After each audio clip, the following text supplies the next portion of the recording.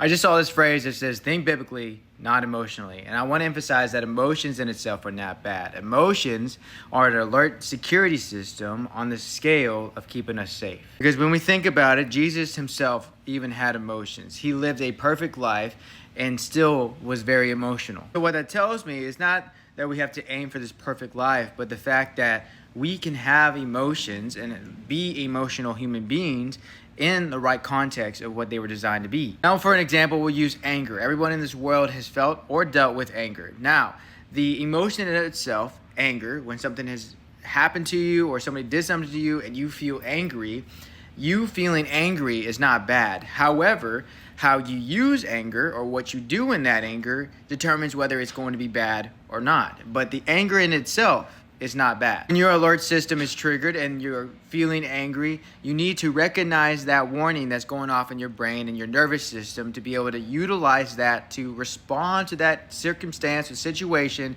in a correct manner. Circling back to the original phrase of thinking biblically, not emotionally, is that we need to understand the biblical context of emotions in itself and why they were created. It's being able to operate in emotions that we feel in the correct manner, and so we are not using them to manipulate others or to hurt other people or be controlled by them in itself, of understanding what God says as a biblical perspective of emotions rather than what this world says, or even allowing our emotions to tell us what they are even in itself. And so understanding, figuring out where we are learning about our emotions, and then being able to operate through them and use them correctly the biblical way.